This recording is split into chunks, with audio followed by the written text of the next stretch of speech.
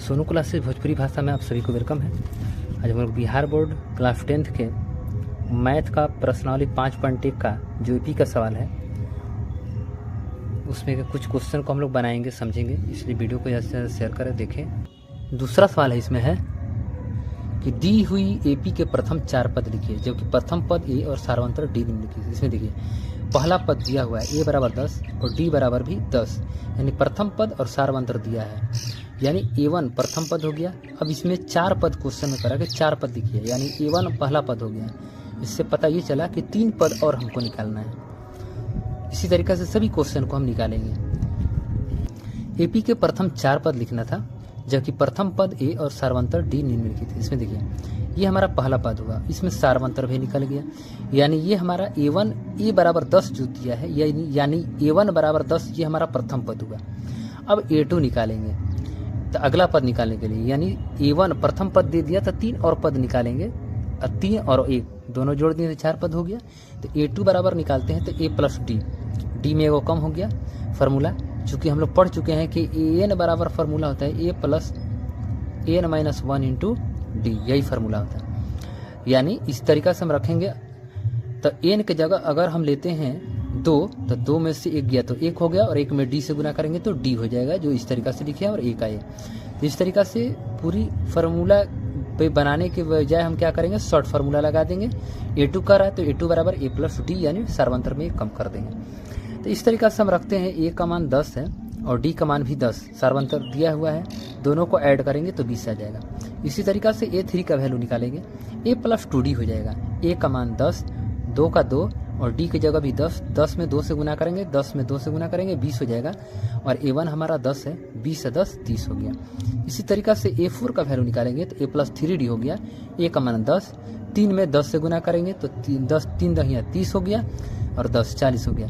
इस तरीका से 4 पद क्वेश्चन में करता निकालने के लिए तो A1 बराबर 10, A2 बराबर 20, A3 बराबर 30, A4 बराबर 40, ये हमारा आंसर निकल गया। इसी तरीका से दूसरा सवाल देखते हैं। दूसरा सवाल हमारा है A बराबर, यानी प्रथम पद हमारा -2 दिया है और D बराबर 0 है, तो A2 बराबर फार्मूला A प्लस डी हो जाएगा। A की जगह -2 और D की जगह 0, दोनों को जोड़ेंगे तो -2 निकलेगा। इसी तरीका से A3 बराबर A प्लस 2D, A की जगह -2, 2 में 0 से गुना करेंगे तो ये हमारा 0 हो जाएगा, यानी -2 ही बचेगा।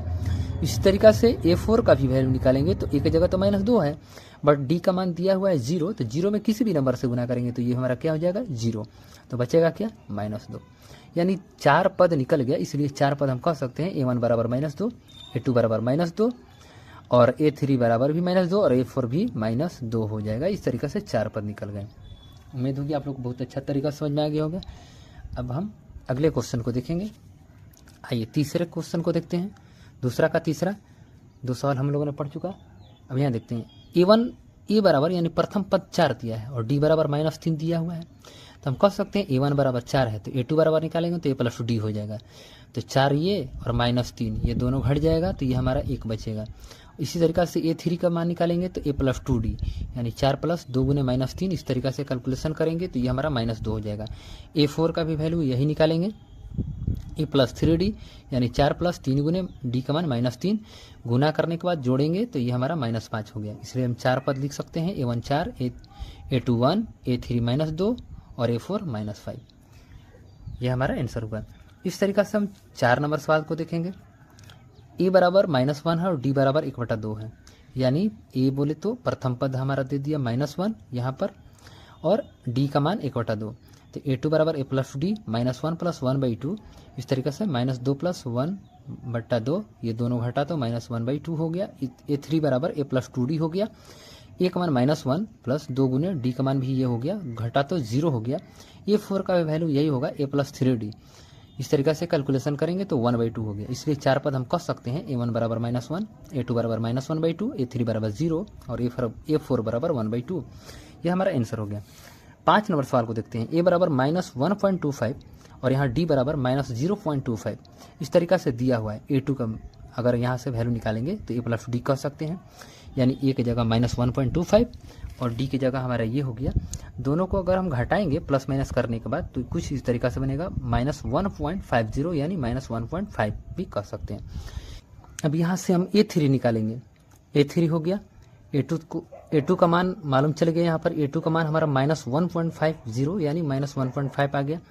अब A2 के बाद A3 निकालेंगे तो A प्लस टू डी बराबर A की जगह -1.25, 2 का 2, डी का मान -0.25। अब यहाँ से हम 2 से गुना करेंगे तो कुछ इस तरीक़ा से आएगा, दोनों को ऐड करेंगे तो -1.75 आ गया। इसी तरीक़ा से A4 का वैल्यू निकालेंगे तो A प्लस 3D बराबर -1.25 प्लस 3 इंटू -0.25। अब इस तरीक़ा से 3 से गुना करने के बाद अगर हम इसको जोड़ते हैं तो -2.00 यानी -2 आ गया। इसलिए 4 पद हम कह सकते हैं। A1 बराबर -1.25, A2 बराबर -1.5 और A3 बराबर -1.75 और A4 बराबर -2। ये हमारा आंसर आ गया। इस तरीक़ा से उम्मीद होगी आप लोग को बहुत अच्छा तरीका समझ में आ गया होगा। अगले वीडियो में हम लोग अगले क्वेश्चन को बनाएंगे। तब तक धन्यवाद।